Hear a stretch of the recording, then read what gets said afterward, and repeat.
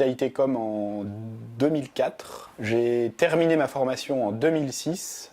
J'étais en game design à l'époque. Suite à ça, j'ai travaillé pendant 3 ans à Paris tout d'abord dans une agence d'architecture où j'ai fait des supermarchés en images de synthèse pendant quelques années. Après ces 3 ans en architecture, j'ai réussi à me tourner un peu vers la cinématique de jeux vidéo. Donc j'ai travaillé pour certaines cinématiques de Rayman et les Lapins Crétins pendant 1 année à Paris. J'ai postulé dans 2 studios d'effets spéciaux à Londres, à l'époque pour un film de Disney qui s'appelait John Carter. Et j'ai été donc engagé chez Cinesight, qui donc avait été missionné par Disney pour travailler sur le film. Sur John Carter, l'équipe pour laquelle je travaillais, on était responsable de cette ville qui s'appelle Zodanga, qui est une ville sur des espèces de bras mécaniques qui se déplacent sur le sol de la planète. Et j'ai passé quasiment 1 an à travailler sur peut-être 15 ou 20 plans dans le film, donc qui peut-être représentent 1 ou 2 minutes du film. Ces productions hollywoodiennes, on est à peu près dans ces échelles-là, je pense. 1 an de travail pour peut-être une trentaine de secondes dans le film. Du coup, vous pouvez imaginer qu'effectivement, il y a entre 1000 et 2000 personnes qui travaillent à chaque fois sur chaque production. Après Cinesight, je suis allé dans un autre studio qui s'appelle Double Negative, où j'ai travaillé sur Total Recall, Skyfall, Fast and Furious, Hercule. L'année dernière, j'ai quitté Double Negative pour, tout en restant à Londres, aller travailler dans un autre studio qui s'appelle MPC. J'ai fait Jungle Book, le remake de Jon Favreau, toujours réalisé par Disney. Et depuis quelques mois maintenant, je travaille chez Industrial Light and Magic, qui ont ouvert des studios à Londres il y a 2 ans de ça maintenant. Et donc je travaille actuellement chez ILM et potentiellement sur le prochain Star Wars d'ici quelques mois.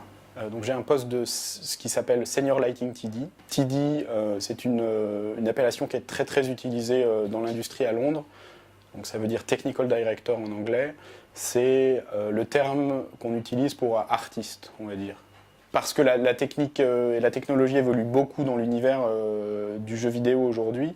Il y a beaucoup de nouvelles technologies qu'on utilise aujourd'hui en film qui sont issues de l'univers du jeu vidéo. Les procédés de fabrication au niveau de l'éclairage des objets se rapprochent de plus en plus de ce que nous on utilise en film. Les outils d'illumination, les shaders, calcul des textures, il y a plein de choses qui deviennent de plus en plus similaires à ce qui se passe en film et en jeu vidéo. Donc pour moi, il y a un vrai rapprochement qui s'opère en ce moment entre les 2 industries. L'Oculus Rift et la réalité virtuelle va, à mon avis, ne faire qu'augmenter ce rapprochement-là et l'accélérer.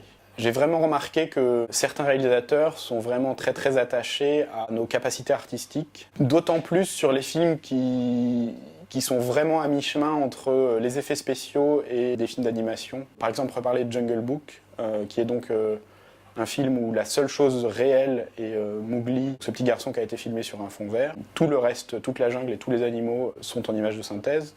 Et donc c'est vrai que pour le réalisateur, passer le tournage de Mowgli sur fond vert, s'il n'a pas un contact précis avec les artistes qui vont assurer l'artistique de tout le reste du film, il est pour moi plus maître de son film. Moi, ce qui me plaît vraiment dans ce métier-là, c'est que j'ai une formation scientifique, j'ai un bac scientifique, j'ai un bagage technique d'optique, d'informatique, de mathématiques qui m'aident dans mon métier.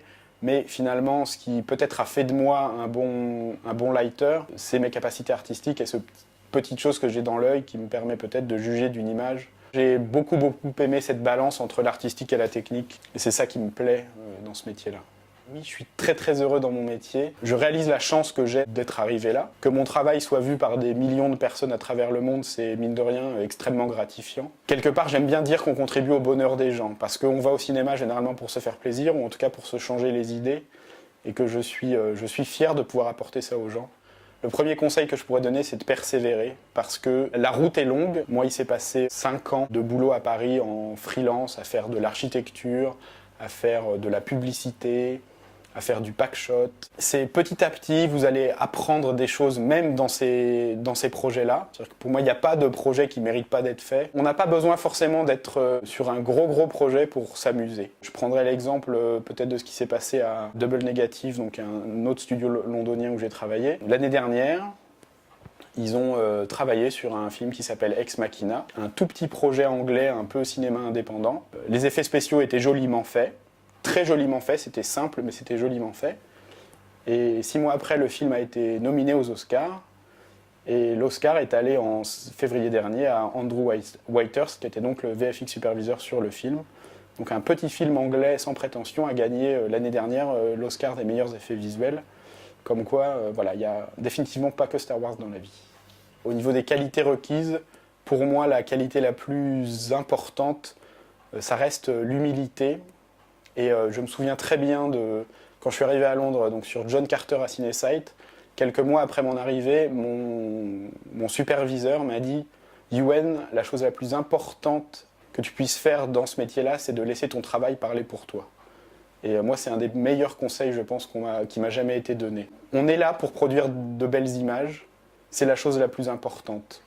Et n'oubliez pas qu'un film, aujourd'hui, c'est un travail d'équipe de plusieurs centaines de personnes, et que c'est tous ensemble qu'on arrive à finir un film. Et donc vraiment, ne pensez pas que vous êtes une composante indispensable d'un projet. Vous êtes certainement nécessaire, mais pas indispensable.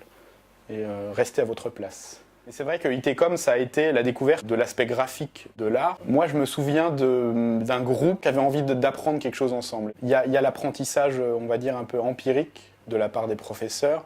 Et puis il y a aussi tout ce qui se passe après dans les discussions qu'on a soit entre élèves ou avec les profs. Pour moi, cette période-là, ITCOM, ressemblait quand même un peu à ce qui se passe sur une production aujourd'hui.